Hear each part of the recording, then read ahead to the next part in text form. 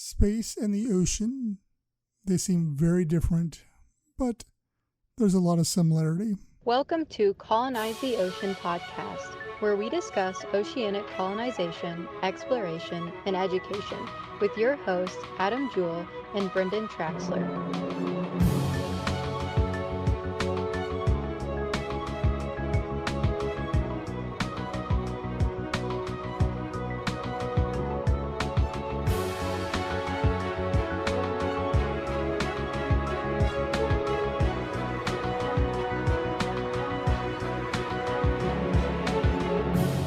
So about a year ago, I was requested to speak at a moon conference as a virtual invite, and we did it via Zoom a couple of months ago. And although I was the only one that wasn't speaking about building habitats on the moon or growing crops on the moon or combating the different issues that we're going to face when we finally do put people on the moon on a permanent basis, my whole premise was, hey, until we get there, or even after we get there, we have this ocean that NASA has known for a long time is an analog to space. You know, NASA has been using Aquarius as a testing bed for their astronauts for decades because the oceans are a weightless environment where, just like space, you have to put a suit on to go outside. You are dependent upon those life sources of the backpack, the tank, the whatever, to give you your oxygen, to give you your information to stay alive. And just like space, you retreat back to the comfort of a submersible or a ship or a space station or an underwater habitat. And so, you know, with all the hubbub and this current space race that's going on, we look at the oceans too, and there seems to be a new, it's slowly building and it's very quiet, but an underwater space race as well, with the likes of Fabian Cousteau and Proteus, and now the Deep and their Sentinel project. There's other ones of us out there. There's us, ASC. There's, you know, Bruce Jones and Poseidon Undersea Resorts, Tony Webb and Planet Ocean Underwater Hotel, Dennis Chamberlain and his Aquatica program.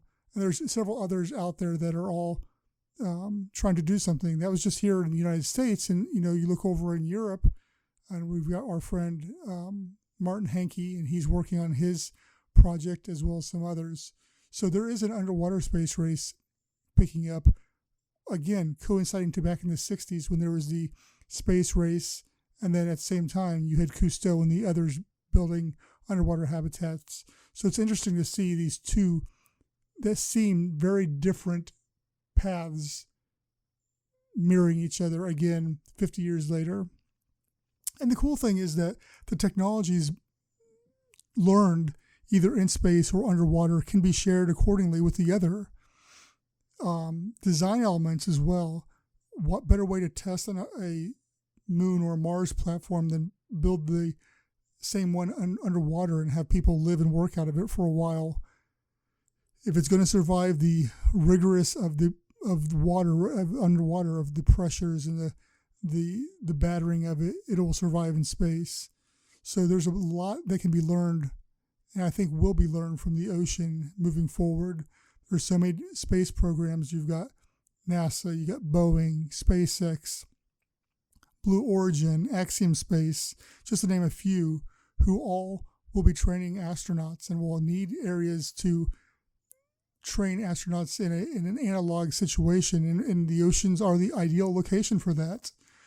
So as we look towards space, and the Seasteading has a great statement that says, ocean first, space second.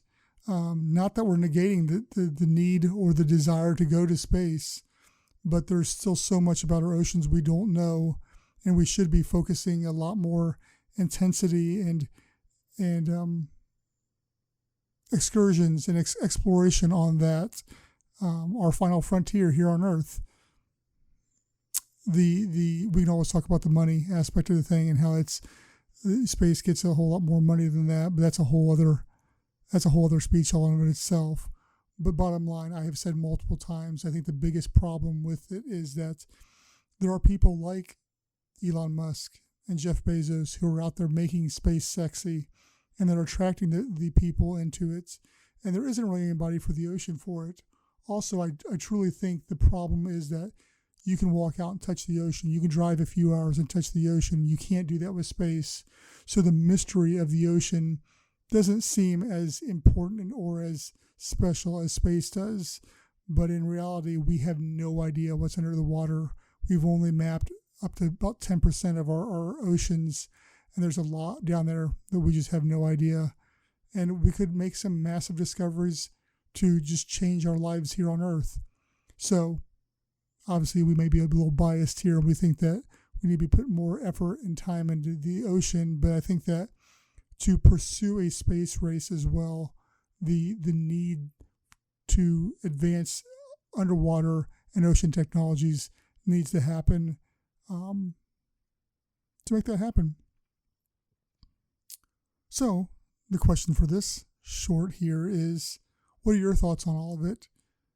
What will happen in the future when we start putting more people on moon and on the moon and Mars? Will the need for analogs grow, cease to exist, or where are we at with all that?